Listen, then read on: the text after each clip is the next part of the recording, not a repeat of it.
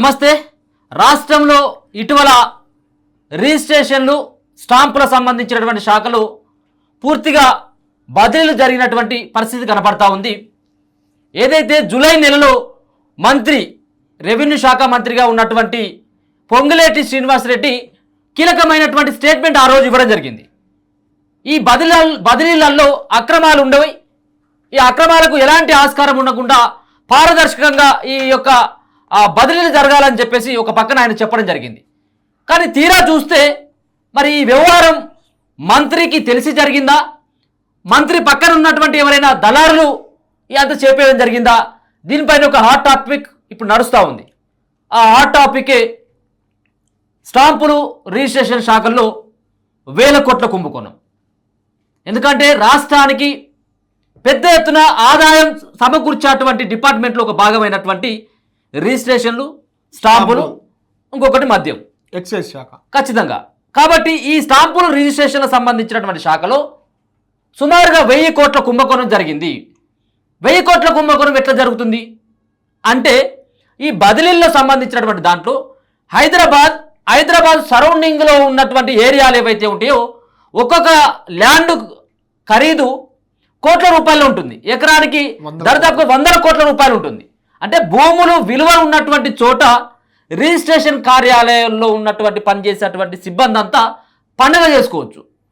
అంటే భూములు నిషేధిత జాబితాలు 21A నిషేధిత జాబితాలో ఉన్నటువంటి భూములను సైతం కూడా గతంలో పట్టాలు చేయడం జరిగింది. ఇప్పుడు కూడా అవి నడుస్తూనే ఉన్నాయి.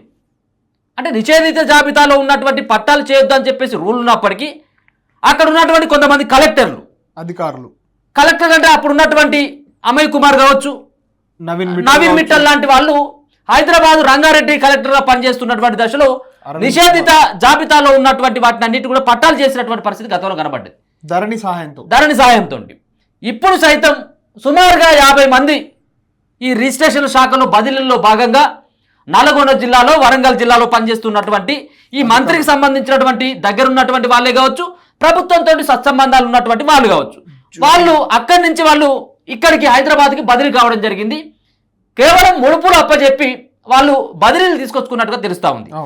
దీనిపైన మంత్రి దృష్టి కూడా వెళ్ళడం జరిగింది. దీనిపైన మరి ఏ విధంగా చర్యలు ఉంటాయి, మరి ఇంత 100 కోట్లు 1000 కోట్ల రూపాయల కుంభకోణం జరిగితే మరి మంత్రికి తెలియకుండా జరుగుతుందా అన్నటువంటి ప్రశ్నలు కూడా తలెత్తుతా ఉన్నాయి.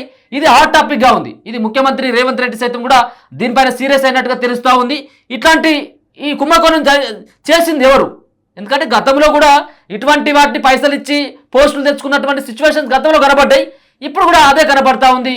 ఈ నిషేధిత జాబితా నుంచి ఎవరు పట్టా చేయడానికి ఎవరు సహకరించిండ్రు, దీంట్లో బదిలీల్లో ఎవరు ఫైరోల్ చేసిండ్రు, వాళ్ళపైన కూడా చర్యలు తీసుకునేటువంటి దిశగా రేవంత్ సర్కార్ వెళ్ళబోతున్నట్టుగా తెలుస్తుంది. ఒకసారి ఈ యొక్క మ్యాటర్ ఒకసారి చదివిన తర్వాత పూర్తి వివరాలు మీకు చెప్పేటువంటి ప్రయత్నం చేద్దాం. ఎందుకంటే దీంట్లో మనం కూడా దేన్ని బేస్ చేసుకొని మాట్లాడతాం అన్నది ఇంపార్టెంట్. అంటే దీంట్లో ఈనాడులో 2వ పేజీలో వచ్చిన కథనం పైన పూర్తి స్థాయి విశ్లేషణ చేయబోతున్నాము. అసలు ఈ సబ్ రిజిస్టర్ల బదిలీకి సంబంధించినంత వరకు ఏం జరుగుతుంది, రాష్ట్రంలో ABC అనే కేటగిరీలు ఏమున్నాయి, రెవెన్యూ శాఖ సంబంధించిన అత్యంత కీలక పోస్టులు ఏ విధంగా అయితే ఇంపార్టెంటో గవర్నమెంట్కు, అదేవిధంగా సబ్ రిజిస్టర్కి సంబంధించిన ఎక్సైజ్కి సంబంధించిన శాఖలు కూడా ఈ 3 కూడా చాలా ఇంపార్టెంట్. అదే మనం ఏబిసికి సంబంధించిన ఒక కేటగరైజేషన్ ఉన్నది. ఏ అంటేనేమో అత్యంత కమర్షియల్ ల్యాండ్లు ఉన్న ఏరియాని గుర్తించి వాటికి అంటే పొటాన్షియాలిటీ ఉన్న సబ్ రిజిస్టర్లని కొంచెం నీతివంతులు పెడితే అక్కడ ఏం జరుగుతుంది అంటే ఈడీ అటాచ్మెంట్ చేసిన ల్యాండ్స్ కానీ, సిబిఐ అటాచ్మెంట్ చేసిన ల్యాండ్స్ కానీ, ప్రభుత్వ అధికారుల నుంచి అక్రమంగా తీసుకున్న ల్యాండ్స్ కానీ ఇవన్నిటిని కూడా నిషేధిత జాబితా అంటే సెక్షన్ 22 కింద వాళ్ళు ఒక నిషేధిత జాబితాను రూపొందించి పెడతారు. కానీ ఈ అభయ్ కుమార్ కానీ ఈ నవీన్ మిట్టల్ కానీ వీళ్ళిద్దరు ఏం చేశారు అంటే, వీళ్ళు రంగారెడ్డి జిల్లా కలెక్టర్గా ఉన్నప్పుడు మేడ్చల్ సంబంధించిన రంగారెడ్డి ఇట్లాంటి కమర్షియల్ జిల్లాలలో దాదాపు కూడా భూమి 1000 లక్షలు లేదుగా, కోట్లు దాటిపోయింది. వాళ్ళు ఏం చేశారు అంటే ఈడీకి సంబంధించిన భూములను కూడా అమ్ముకున్నారు. అంటే 22ని వైలేట్ చేసి రిజిస్ట్రేషన్ చేయడము, ఎందుకంటే కూడా వాళ్ళ చేతుల్లో ఉన్నది కాబట్టి మార్చుకోవచ్చు. అక్కడ ఉన్నటువంటి కాలమ్స్ మార్చుకోవచ్చు, పట్టాలు నా పేరు మీద ఉంది, నీ పేరు మీద ఇంకో పేరు మీద కూడా మార్చుకున్నటువంటి వెసులుబాటు ధరణి ద్వారా వాళ్ళకు అప్పుడు ఉన్నది కాబట్టి మార్చేయడం జరిగింది. చాలా వీటిపైన ఆరోపణలు కూడా వాళ్ళపైన రావడం జరిగింది. దాదాపు 33 కోర్టు కేసులు ఎదుర్కొంటున్నాడు, కంటెంప్ట్ కేసులు నవీన్ మిట్టల్. అవును. అట్లాంటి ఒక అవినీతి అధికారిని ఇప్పటికి కూడా ఈ ప్రభుత్వం ప్రోత్సహించడం వెనుక రీజన్ ఏమున్నది అంటే రేవంత్ కంటే పవర్ఫుల్ నవీన్ మిట్టల్ ఈ ప్రభుత్వంలో ఇప్పటికీ ఆయన ముట్టే ప్రయత్నం కూడా చేస్తలే. మీరు ఆలోచన చేయండి, ఒక ముఖ్యమంత్రి ఒక అధికారిని కూడా జరిపే పరిస్థితి లేదు. నవీన్ మిట్టల్ పైన ఎన్ని ఆరోపణలు చేసిండు రేవంత్ రెడ్డి. తెల్లారు మిట్టల్ కాదు, అభయ్ కుమార్ చాలా మంది మీద, చాలా అరవింద్ కుమార్ మీద, ఇది ఇక్కడ మన రోడ్ ఉంది కదా మన నెక్లెస్ రోడ్ మీద అది పెట్టిన దాంట్లో 57 కోట్ల కుంభకోణం జరిగిందని కూడా ఆయననే రేసింగ్ సంబంధించి దాదాపు ఈ వార్త లోపల అంటే ఏ కేటగిరీకి సంబంధించినటువంటి పోస్టుల పైన ప్రత్యేకమైనటువంటి ఏ కేటగిరీ అంటే దాంట్లో ఏ కేటగిరీ పోస్ట్ కనుక మనకు వచ్చినట్టయితే ఒక కోటీశ్వరుడిగా, కోటీశ్వరుడు 100 కోట్ల అధిపతి వీడు ఒక సంబంధించినటువంటి ఏ కేటగిరీ పోస్టు కోసం 100-200 కోట్ల రూపాయలు అక్కడ ఉన్నటువంటి దళారులకు కావచ్చు, మంత్రి అనుచరులకు కావచ్చు, మంత్రికే కావచ్చు, నేరుగా వాళ్ళకే 100-200 కోట్లు ఏ కేటగిరీ పోస్టులు వస్తే ఇచ్చిందంటే వీడు ఎన్ని కోట్ల రూపాయలు వెనక వేసుకుంటాడు అనేది మనం ఆలోచించాల్సినటువంటి అంశం. దీన్ని ఒకసారి చూసినట్టయితే దీని సారాంశం కనుక మనం చూసినట్టయితే రిజిస్ట్రేషన్ల శాఖలో బది లీలలు, రిజిస్ట్రేషన్ శాఖలో బది లీలలు, కొందరు ఉన్నతాధికారులు అనునాయులకు కోరుకున్న స్థానాలు, భారీగా చేతులు మారిన సొమ్ము, స్టాంపులు రిజిస్ట్రేషన్ల శాఖలో ఇటీవల జరిగిన బదిలీల్లో అక్రమాలకు పాల్పడ్డ వారిపై ప్రభుత్వం కొరడగా కల్పించనుంది. బాధ్యులైన వారిపై క్రమశిక్షణ చర్యలు తీసుకోవడంతో పాటు నిబంధనలకు విరుద్ధంగా బదిలీ అయిన వారిని గుర్తించి మళ్లీ బదిలీ చేయనుంది. అర్హత లేని వారికి కీలక పోస్టులు కట్టబెట్టారని వచ్చిన ఆరోపణలపై విచారణ జరిపి ఈ మేరకు నిర్ణయం తీసుకున్నట్లు సమాచారం. దీనికి సంబంధించిన నిఘా విభాగం ఇచ్చిన నివేదిక కూడా కీలకంగా మారింది. స్టాంపులు రిజిస్ట్రేషన్ల శాఖ ప్రక్షాళనలో భాగంగా బదిలీల బాధ్యతను ఉన్నతాధికారులకు రెవెన్యూ శాఖ మంత్రి పొంగులేటి శ్రీనివాసరెడ్డి అప్పగించారు. 2023 ఏప్రిల్లో దాదాపు 50 మంది సబ్ రిజిస్టర్ల బదిలీలు జరిగాయి. ఈసారి మాత్రం 9 ఏళ్ల విరామం తర్వాత పూర్తి స్థాయిలో అంటే అటెండర్ నుంచి జిల్లా రిజిస్టర్ క్యాడర్ వరకు అందరినీ బదిలీలు చేశారు. గత నెలలో జరిగిన ఈ బదిలీల్లో కొన్ని పోస్టులకు సంబంధించి పలు అక్రమాలు చోటు చేసుకున్నాయని కొందరు దళారులు భారీగా సొమ్ము వసూలు చేసినట్లు ఆరోపణలు వచ్చాయి. కొందరు ఉన్నతాధికారుల అన్నాయకులకు కోరుకున్న స్థానాలు కట్టబెట్టారని తెలుస్తుంది. వీటిపై మంత్రికి ఫిర్యాదులు అందగా ఆయన విచారణ చేయించారు. కొన్ని పోస్టుల విషయంలో పెద్ద ఎత్తున నిబంధనలు ఉల్లంఘించినట్టు ప్రాథమికంగా కూడా గుర్తించడం జరిగింది. ఒకసారి చూసినట్టయితే ఉంటే ఈ బదిలీలకు సంబంధించినటువంటి అంశంలో కోరుకున్న చోట కొంతమంది అనునాయకు కూడా ఇవ్వడం జరిగింది. దీనిపైన ఏదైతే క్రమశిక్షణ చర్యలు అంటే ఇప్పటికే ముఖ్యమంత్రి దగ్గర కూడా వెళ్ళడం జరిగింది. అర్హత లేని వారికి ఎట్లా పోస్టులు ఇచ్చిండ్రు, దేని ద్వారా ఇచ్చిండ్రు అనేది కూడా ఎగ్జాక్ట్లీ దీన్ని మాట్లాడిన తర్వాత చూద్దాం. అంటే ఈ యొక్క నిబంధనలకు అనుగుణంగా కాకుండా వ్యతిరేకంగా ఎట్లా నిర్ణయం తీసుకున్నారు అన్నటువంటి దానిపైన మరి దీనిపైన ఇప్పటికే ముఖ్యమంత్రి కూడా సీరియస్ అయినట్టుగా తెలుస్తా ఉంది. వాళ్ళందరూ కూడా మళ్ళీ మార్చేటువంటి ప్రయత్నం కూడా చేస్తా ఉన్నాడు అనేది చూసుకోవచ్చు.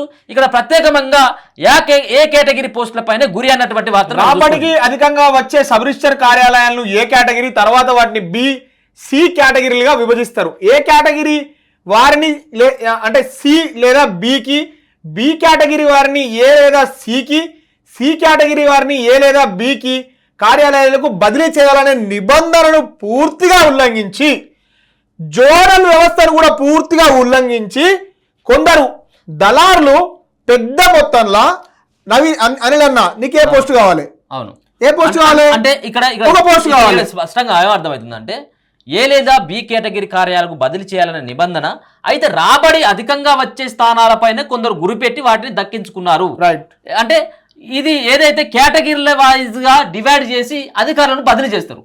కానీ చాలా మంది ఏ కేటగిరీ కావాలని చెప్పింది కాబట్టి ఆ కేటగిరీకి డిమాండ్ ఎక్కువ అయింది. ఏ కేటగిరీ ఎందుకు కావాలన్నారు? అక్కడ నిషేధిత భూముల జాబితా ఉంటది, అవిటిని ఒక్కదాన్ని రిజిస్ట్రేషన్ చేస్తే ఉద్యోగం పైన ఏం ఫరక్ పడదు. దీన్ని ఒక ఏం చేసిందంటే ఇప్పుడు ఒక దందాగా మార్చి పూర్తి స్థాయి వేలం పాట ఉంటది కదా, అర్రాస్ పాట మొన్న మనం చూడడం జరిగింది. ఏదైతే ఈ లడ్డు వేలం పాట ఎట్లా అయితే అంటే ఒకరికొకరు అంటే 1000 అయితే 2000 ఇట్లా అర్రాస్ పాట పాడుకొని ఎవరు దోసినటువంటి వారి విధంగా వాడు ఎవరు పైసలు ఎత్తే వానికే ఈ పదవులు కట్టబెట్టిన అనేది దీని సారాంశం. ఇక దళారుల అవతారం ఎత్తి కొందరు అధికారులు గ్రేటర్ హైదరాబాద్ పరిధిలో ఉన్న సబ్ రిజిస్ట్రేషన్ కార్యాలయాల్లో కొన్ని మినహా మిగతావన్నీ భారీగా రాబడి వచ్చాయి. ఈ స్థానాల్లో పోస్టింగ్లకు భారీ డిమాండ్ ఉంది. బదిలీలో కీలక స్థానాలు దక్కించుకునేందుకు కొన్ని స్థానాలకు కోటి వరకు చేతులు మారాయన్న ఆరోపణలు ఉన్నాయి. ఒకరిద్దరు అధికారులు దళారుల అవతారం ఎత్తి అక్రమ వసూళ్లకు తెరలేపి కావాల్సిన చోట పోస్టింగ్లు వచ్చేలా చూశారని తెలుస్తుంది. దీనికి భిన్నంగా మహబూబ్నగర్, నల్గొండ తదితర జిల్లాల్లో పనిచేస్తున్న కొందరు ఆ ప్రాంతాల నుంచి బదిలీ చేయాలంటూ ఎంత వేడుకున్నా ఆ ప్రాంతాలకే పరిమితం చేశారన్న వాదన శాఖలో ఉన్నాయి. జిల్లా రిజిస్ట్రేషన్ల పరిధిలో 1-2 స్థానాలను అనుకున్న వారికి కావలసిన పోస్టులు కట్టబెట్టారన్నటువంటి ఆరోపణలు ఉన్నాయి. జీరో సర్వీస్ను అడ్డుగా పెట్టుకుని స్టాంపులు రిజిస్ట్రేషన్ల శాఖను సమూలంగా ప్రక్షాళన చేయాలని మంత్రి నిర్ణయించి జూలైలోనే పలు కీలక ఆదేశాలు జారీ చేశారు. సిఫార్సులు, రికమెండేషన్లను అనుమతించబోమని ఒక సమీక్షలో కుండబద్దలు కొట్టారు. గతంలో జరిగిన బదిలీలతో సంబంధం లేకుండా జీరో సర్వీస్ పేరుతో అందరినీ కదిలించాలని ఆదేశించారు. అయితే 2023 ఏప్రిల్లో దాదాపు 50 మంది సబ్ రిజిస్ట్రేషన్ల బదిలీలు జరిగాయి. ఆ సమయంలో కొందరిని జోన్లు దాటించి హైదరాబాద్ జోన్లకు తీసుకువచ్చిన ఉదంతాలు ఉన్నాయి. తాజా బదిలీల్లో వారినైతే వెనక్కు పంపించారు. కానీ జీరో సర్వీస్ ప్రకారం అందరినీ బదిలీ చేయాలన్న ఆదేశాలను చూపి గతేడాది బదిలీపై వచ్చిన వారిని కూడా బదిలీ చేసేశారు. ఈ ప్రక్రియను కూడా కొందరు తమకు అనుకూలంగా మలుచుకున్నారన్న ఆరోపణలు ఉన్నాయి. ఈ నేపథ్యంలో శాఖలో బదిలీల వెనుక తతంగాన్ని నిఘా వర్గాలు విచారణలో గుర్తించినట్టు తెలిసింది. దీనిపై ప్రభుత్వానికి నిఘా విభాగం నివేదిక సమర్పించింది. బదిలీలో భారీగా డబ్బులు చేతులు మారినట్టు, అర్హత లేకపోయినా కొందరికి ఆదాయం వచ్చే పోస్టులు దక్కించుకున్నట్టు గుర్తించిన ప్రభుత్వం వారందరినీ మళ్లీ బదిలీ చేయడంతో పాటు అక్రమాల్లో కీలక పాత్ర పోషించే వారిని గుర్తించి చర్యలు తీసుకోవాలని చెప్పేసి వాళ్ళు నిర్ణయించుకోవడం జరిగింది. ఇక్కడ చేస్తా ఉంది కదా ₹1 కొన్ని అవి ₹1 అనేది అనమాత్రం మామూలుగా ఇది జస్ట్ స్టార్టింగ్ ప్రైస్. దీంట్లో జీరో సర్వీస్ ఏంటంటే మొత్తానికి ఎక్కడ పనిచేసినా అంటే ఒక్కరోజు పనిచేసినా అవును అలా బదిలీ చేసే అధికారం ప్రభుత్వానికి ఉన్నది. అలా అన్ని క్యాట్లు కూడా ఛాలెంజ్ చేయడానికి అధికారులకు అనుమతి లేదు. జీరో సర్వీస్ లో భాగంగా మొత్తం కూడా ఎక్సైజ్ తర్వాత అత్యంత రాబడి ఉన్న శాఖ ఏది? రిజిస్ట్రేషన్. దీంట్లో ఏం జరుగుతుందంటే ఒక స్టాంప్ రిజిస్టర్ గా ఒక స్టాంప్ వెండర్ గా పనిచేస్తున్న డైలీ ఇన్కమ్ 30,000 ఉంటుంది. సబ్ రిజిస్టర్ అసలు మనం ఊహించలేము. అసలు పైసలు తీసుకోలేకపోతే సావాలి మొత్తం ఈ రిజిస్ట్రేషన్ పేర్ల మీద. ఇంత పెద్ద మొత్తం మళ్ళా కుప్పనే. ఇప్పుడు ప్రతి స్టాంప్ వెండర్ నుంచి సాయంత్రం 3,000 నుంచి 10 మంది ఉన్నారు, 30,000 వీడు చేసేటి రిజిస్ట్రేషన్లు దాదాపు 1,00,000 నుంచి 5,00,000 సంపాదన ఉంటుంది ఒక్క సబ్ రిజిస్టర్ కి. అది మా సిరిసిల్ల లాంటి ఏరియాలో. హైదరాబాద్ అయితే ప్రైమ్ అయితే ఒక డీల్ కు 5,00,000 ఉంటది. ఈ విధంగా జీరో సర్వీస్ కు సంబంధించినంత వరకు ప్రక్షాళన ఈయన ఆలోచన మంచిగానే ఉన్నట్టున్నది. కానీ ఒక విషయం, శివునికి తెలియని చీమ కుడుతుందా? మరి మంత్రికి సంబంధం లేకుండా ఈ అక్రమాలు జరిగినాయి. అక్రమాలు జరిగినాక దీనికి సంబంధించినంత వరకు ఎస్బీ కానీ ఇంటెలిజెన్స్ కానీ పూర్తి స్థాయి ఒక నివేదిక తయారు చేసి ఈ దాంట్లో 52 కోట్లు వేసుకున్నాం, 100 కోట్లు ఇంకా మొత్తం ఆగమాగున్నది కథ, ఇదంతా గవర్నమెంట్ చెడ్డ పేరు వస్తుందంటే ఇదేదో తూతూ మంత్రానికి సంబంధించిన చర్యగా ఒక ఇన్వెస్టిగేషన్ స్టోరీ బయటకు రావడం వల్ల మాత్రమే ఈ విషయం బయటకు వచ్చింది. ఓకే, మొత్తానికైతే చూద్దాం. మరి ఈ సంబంధించిన వ్యవహారంలో ప్రభుత్వం కూడా చాలా సీరియస్ గా ఉంది. ముఖ్యమంత్రి రేవంత్ రెడ్డి సైతం కూడా చాలా సీరియస్ గా ఉన్నాడు. ఇప్పటికే వచ్చి 9 నెలల కాలం ఇట్లాంటి అవినీతి మరకలు పడ్డట్టయితుంటే ప్రభుత్వానికి చెడ్డ పేరు వస్తుంది అన్నటువంటి తీరుగా ఆయన కూడా ఉన్నాడు. ఎందుకంటే రెవెన్యూ శాఖ మంత్రిగా మరి పొంగులేటి శ్రీనివాసరెడ్డి ఉన్నాడు. ఇది సరే నిజంగానే ఒక ₹1,00,000 లేకపోతే 10 లక్షలు అంటే సరే అది ఎవరో కింది స్థాయి సంబంధించినటువంటి నాయకులు చేసినంటే అది వేరు. కానీ 100,000 కోట్ల రూపాయలకు సంబంధించినటువంటి విషయంలో మంత్రి పాత్ర ఏమైనా ఉందా అన్నటువంటి దానిపైన కూడా రకరకాలైనటువంటి చర్చ నడుస్తూ ఉంది ఈ రెవెన్యూ శాఖలో. మరి మొత్తంగా పూర్తిగా ఈ సంబంధించినటువంటి ఎవరెవరు అక్రమమైనటువంటి బదిలీల్లో మళ్ళీ వాళ్ళను యథాస్థానానికి పంపించేందుకు కూడా ప్రభుత్వం కూడా ఆ రకంగా తీసుకునేందుకు వాళ్ళు సిద్ధమవుతా ఉన్నారు. ఈ దీంట్లో ఎవరైతే ఈ అక్రమాల్లో కీలక పాత్ర పోషించినటువంటి వాటిని గుర్తించేటువంటి పనులు ఇప్పుడున్నటువంటి ప్రభుత్వం అనేది ఎంత దారుణమైనటువంటి అంశం చూసుకోవచ్చు. ₹1,000 కోట్ల సంబంధించి అంటే ఒక అంటే వాళ్ళకు జీతాలు వేరు, వాళ్ళ ట్రాన్స్ఫర్లు చేయమని చెప్పేసి అంటే వాళ్ళకి అందరికీ ఎక్కడెక్కడ ఆ ల్యాండ్ల యొక్క రేట్లు ఎక్కువ ఉంటాయి, అక్కడికి వెళ్ళినట్టయితే సబ్ రిజిస్ట్రేషన్గా వెళ్ళినట్టయితే ఏ విధమైనటువంటి ఆమ్దాన్ ఉంటుందని చెప్పేసి. ఎందుకంటే ఇటువంటి దొంగలు చాలా మంది కూడా ఉన్నారు.